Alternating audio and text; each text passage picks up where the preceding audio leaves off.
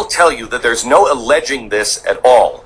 We have the documents. The documents, it is an event file, 221, section 221 3B. Terrorism charges, hyphen, Boston Marathon bombing. That doesn't sound like somebody's alleging. That is what the government charged. It was then, 2 days later, erased.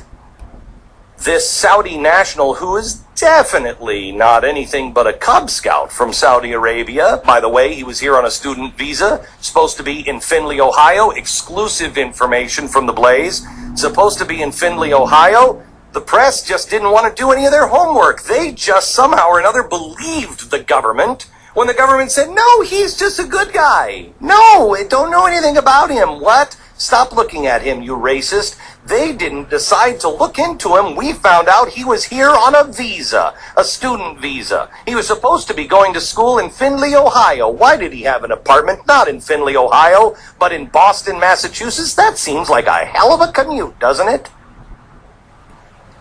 But nobody wants to look into it. Why would this government, now for the second time that we know of, why would they hide the connections to Saudi Arabia? The first time, George Bush did it. And it took 3 years for this story to get out, but I'm telling you, gang, we don't have 3 years this time. This is related to the Benghazi story as well.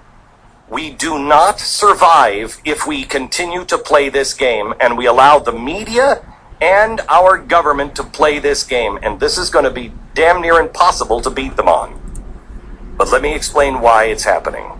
Al-Qaeda was a terrorist organization that the kingdom loved for a while, the kingdom of Saudi Arabia. Then they turned against the kingdom of Saudi Arabia. That's why they're in Yemen.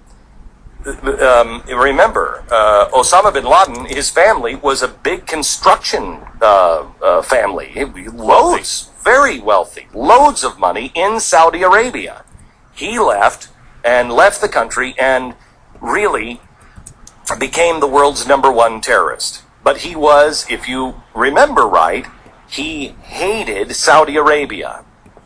Thus comes the United States of America to the aid of the Saudis. We used Osama bin Laden and Al-Qaeda to help destroy the Russians. And we learned a lot in that conflict. We kind of liked that. But Saudi Arabia liked it too because, remember, that's their enemy. They don't want Al-Qaeda in Saudi Arabia either. And so they like it if we're going after them. And so we've made an agreement. This is my speculation. We've made an agreement. All the terrorists, the really nasty, much worse than Al-Qaeda, Wahhabism is really bad. Saudi Arabia is cool with that because they haven't turned on Saudi Arabia. So the Wahhabis are in Saudi Arabia, and no one, don't you dare look into Wahhabism. What, are you a conspiracy theorist? Don't you dare look into somebody who talks about a caliphate with the Muslim Brotherhood. What, are you a conspiracy theorist? Because those guys are from Saudi Arabia. Now, people will say Saudi Arabia banned the Muslim Brotherhood. I got news for you. The House of Saud bans every political organization. The House of Saud has no competition.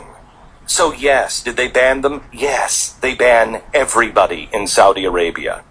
But Saudi Arabia keeps... Egypt banned them too. I know. Look what good that did. Saudi Arabia keeps Iran in check. It keeps Israel in place because that's our deal. We'll help you with Al-Qaeda, you help us there. This is why when someone says there's a caliphate, you're mocked and ridiculed.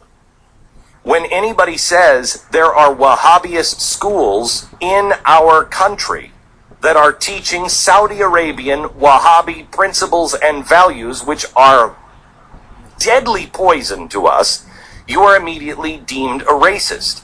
And it's why the State Department protects those schools in places like Virginia. You cannot get any of the curriculum from a Saudi-paid-for Wahhabi school in our own country. Why? Because they're keeping the really nasty ones out of our country, we believe. We are the biggest dupes in the world. What's happening here is we're having a cultural jihad happening in our own country. They have the Wahhabi schools, they have the Caliphate, they have the Islamic jihadist here in our country, and we are not looking for them because our press is lazy or they're in bed with this administration. You notice they said a little bit last time around, but the progressives in the Republican Party shut everybody down on that. Now it's the progressives on both sides, because they know, and their hands are so covered in blood. Republicans and Democrats, their hands are covered in blood. When you find out the truth, and I'm asking you now, do your own homework. Be very, very careful. Do not go to conspiracy websites, please. Just because they have some of this information doesn't mean all of the information is right. We are being very careful, because we know that if you get this one wrong, it's just as bad as not knowing it at all. It's extraordinarily dangerous information. The press is lazy or in bed.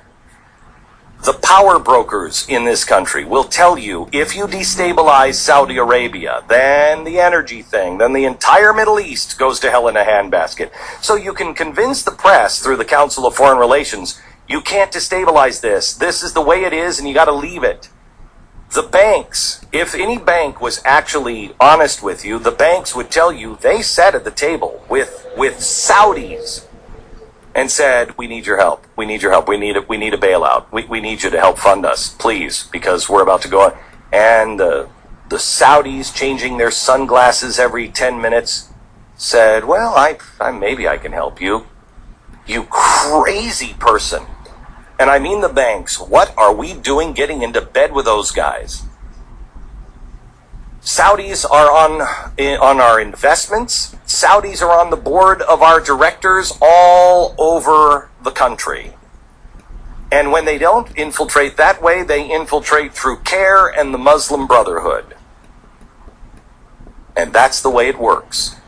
And if first they'll cozy up, they'll bribe, they will help with money when you really need money. Of course, I'm going to need some things for you.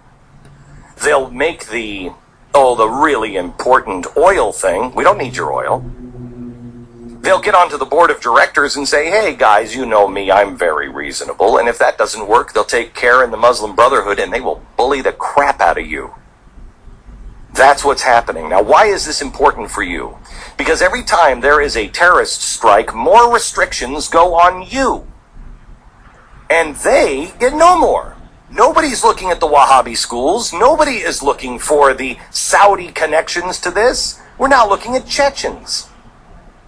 They were involved. But who trained them? Why is the Saudi on the plane if he's not gone already? As they're talking about regulating your gunpowder now, and your guns, while they are taking this Chechen, who is no longer a Chechen, but an American citizen, and they're saying, we're not going to Mirandize you. While they're violating those rights, they are setting a precedent. This isn't about his rights. This is about your right. They are setting the precedent that we did it with him. What makes you so special and so unique? There is growing power. Every day that goes by, more restrictions on you, less on them. Growing power for CARE and the Muslim Brotherhood. Dallas, Texas, the vice president of CARE from Texas just went over and is now running the Muslim Brotherhood, and I'm sorry to be so frank, terrorist organization in Syria. But we won't say anything about that because we've deemed that a freedom-fighting organization.